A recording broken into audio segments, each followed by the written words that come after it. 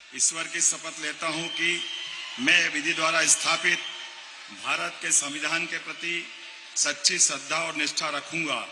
मैं भारत की प्रभुता और अखंडता अक्षुण्ण रखूंगा।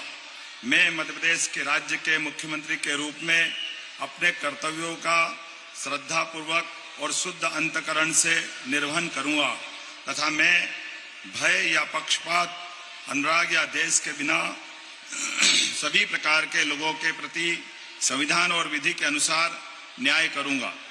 मैं डॉक्टर मोहन यादव ईश्वर की शपथ लेता हूं कि जो विषय मध्य प्रदेश राज्य के मुख्यमंत्री के रूप में मेरे विचार के लिए लाया जाएगा अथवा मुझे ज्ञात होगा, उसे किसी व्यक्ति या व्यक्तियों को तब के सिवाय जबकि ऐसे मंत्री के रूप में अपने कर्तव्यों के सम्यक निर्वहन के लिए ऐसा करना अपेक्षित हो, मैं प्रत्यक्ष अथवा अप्रत्यक्ष रूप से संसूचित या प्रकट नहीं करूंगा।